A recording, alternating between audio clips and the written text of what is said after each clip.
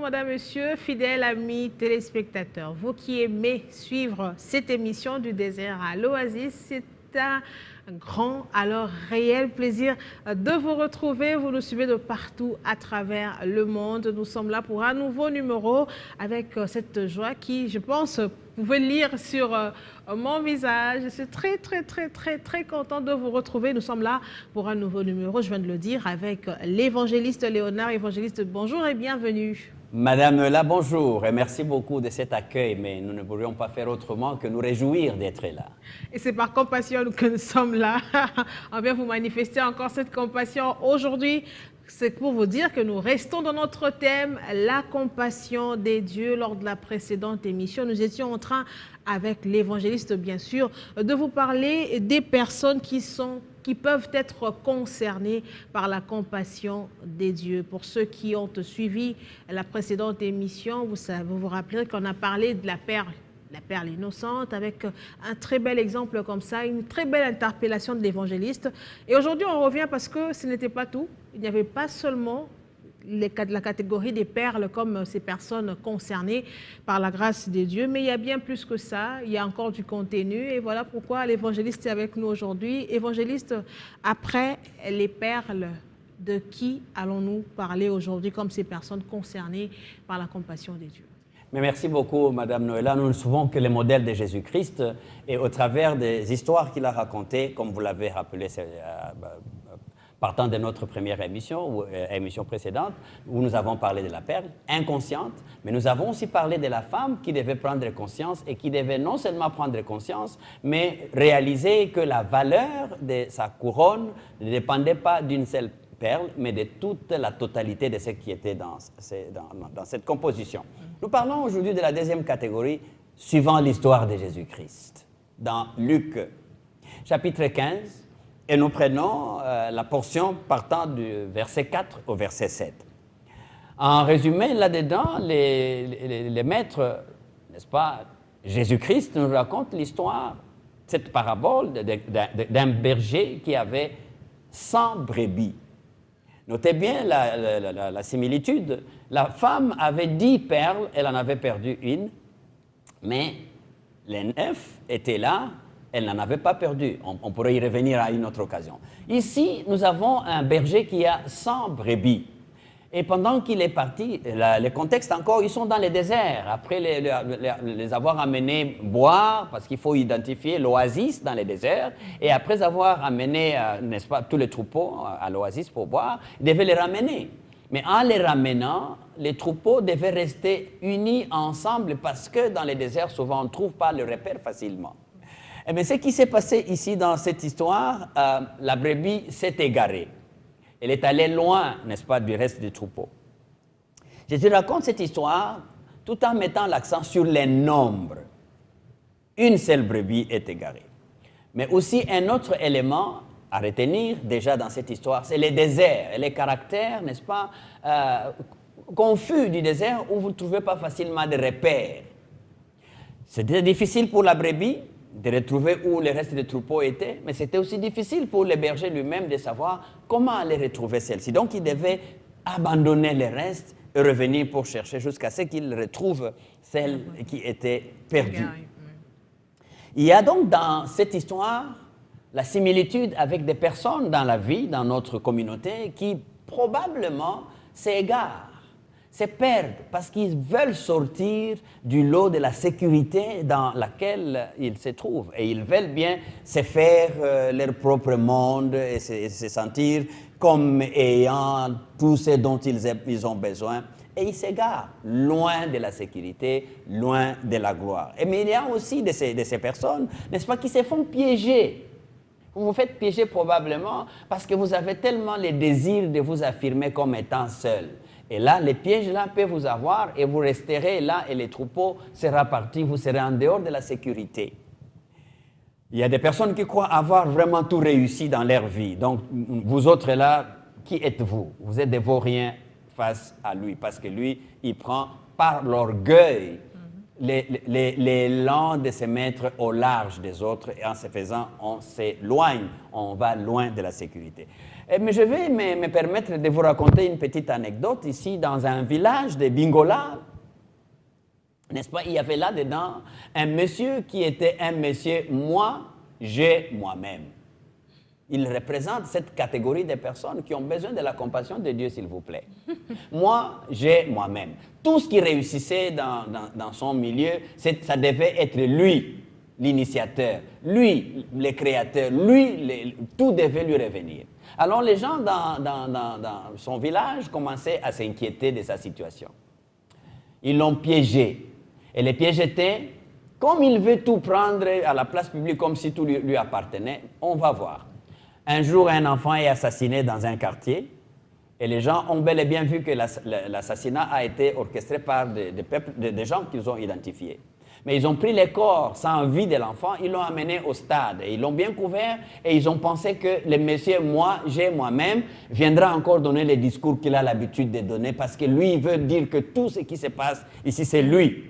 Attention, vous allez vous égarer si tout est moi, j'ai moi-même. Ils organisent la circonstance, ils invitent tout le monde par des invitations et des invitations d'honneur. Mise en place terminée, on va alors l'appeler. Monsieur, il y a encore un événement, il faut que tu viennes prendre le rôle que tu as toujours pris parce que nous croyons que c'est toi et toi-même. Mais le monsieur semble chercher, il dit, mais oui, qui encore? C'est moi. Et il sort et il commence le discours en disant, encore une fois, comme vous êtes là, nous sommes réunis aujourd'hui pour célébrer encore un de ces exploits, donc moi-même et j'ai. Ah, et là, et la famille, et les villageois, et tout le monde avec les pieds disant, ah, donc c'est toi qui as tué cet enfant. Non, ça c'est pas moi, finalement, ça c'est pas moi. Voyez-vous, ne vous rendez pas coupable de vouloir vous arroger tous les prix sur vous et tous les crédits sur vous. Parce qu'il faut savoir rester dans les troupeaux, il faut savoir jouer son rôle au sein du troupeau plutôt que de chercher toujours à s'écarter et à faire la vedette de l'événement.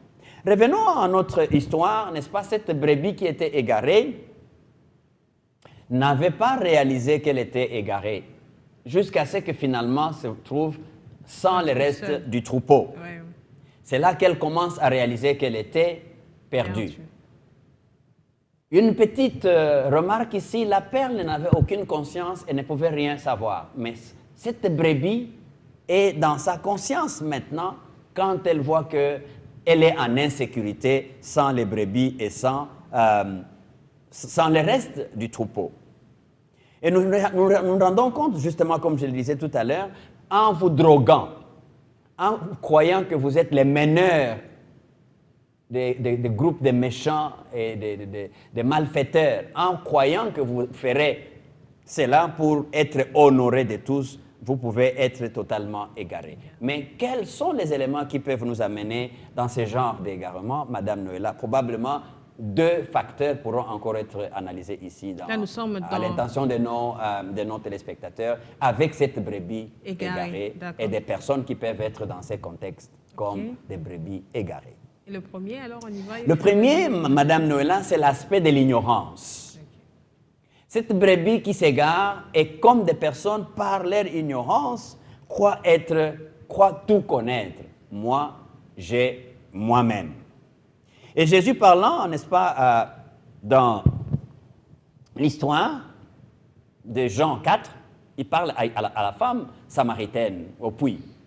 Vous voyez, si vous connaissez, vous ne pouvez pas vous égarer facilement. Donc l'ignorance, dit la parole de Dieu, est aussi une source de la mort, vous voyez, et de l'égarement. Alors, justement, je parlais de cette femme qui arrive, qui a une communication avec Jésus-Christ à cause de son ignorance de ce que Jésus était. Elle a semblé renier tout ce que Jésus lui proposait. Jusqu'au point où Jésus lui dit, si tu connaissais les dons de Dieu, et qui est celui qui te dit, donne-moi de l'eau à boire, tu lui aurais toi-même demandé à boire, et il t'aurait donné de l'eau vive. L'ignorance arrive lorsque la personne ne sait pas évaluer ce qu'elle détient en possession. Mais il faut être capable de réaliser, comme la Bible le dit, c'est lui qui vient donner la vie, c'est Jésus-Christ. Si vous l'ignorez, vous pouvez être en dehors de sa sécurité et vous pouvez être en dehors de sa provision, vous pouvez être en dehors de la vie abondante qu'il vient amener. L'ignorance de la paix que Dieu donne, l'ignorance du pouvoir que seul Jésus-Christ peut donner, pousserait certaines personnes à vouloir aller par leurs propres forces et ils tombent dans de courtes joies. Ils tombent dans la perdition et dans ce que Osée dit dans la Bible, je cite, « Mon peuple est détruit parce qu'il lui manque la connaissance. Mon peuple périt faute de connaissance. » Donc, ça, c'est l'ignorance qui peut vous pousser à aller loin. Je vous interpelle, au travers de cette émission, par les compassions de Jésus-Christ, de rechercher la relation avec Jésus-Christ, la connaissance qu'il faut pour la sécurité qu'il vous faut. Et si vous ne le savez pas, nous pouvons vous aider à y arriver. Deuxième élément, Madame Noëlla, c'est l'aveuglement. Nous vivons dans l'aveuglement après l'ignorance. Parce que l'ignorance, je ne sais pas. Et je disais à quelqu'un, ton ignorance n'annule pas l'existence de ce que tu ne connais pas. Okay. Maintenant, dans l'aveuglement, il y a tellement les plaisirs du monde dans les milieux dans lesquels nous vivons. Comme pour la brebis égarée, elle pensait qu'en allant plus loin des autres, elle aurait à enrichir des choses et tout ce que vous voulez. Ça, c'est l'aveuglement. Ça, c'est la façon de nous faire obscurcir l'intelligence par des choses que le monde fait miroiter devant nous. Et ces choses-là sont, par exemple, les plaisirs d'aller boire, le plaisir d'aller se promener loin de ceux qui peuvent vous sécuriser, le plaisir de vous voir habillé n'importe comment. C'est le désir charnel qui vous pousse à aller là-bas. Éphésiens 4, au chapitre 4, les versets 17 et 18 nous dit ceci. « Voici donc ce que je dis et ce que je déclare dans le Seigneur. C'est que vous ne devez plus marcher comme les païens, qui marchent selon la vanité de leurs pensées. Ils ont l'intelligence obscurcie. Ils sont étrangers à la vie de Dieu à cause de l'ignorance qui est en eux et à cause de l'endurcissement de leur cœur. Il y a l'ignorance d'un côté, mais quand votre cœur est endurci, vous êtes aveuglé. Les bonnes choses, vous ne les voyez pas. J'ai regardé un jeune homme malheureux sur un parcours qui ignore que le corps qu'il a, c'est un corps précieux pour le Seigneur et pour sa famille. Mais il se laisse aller en portant des pantalons qui laissent tout ce qu'il a à l'intérieur se faire voir.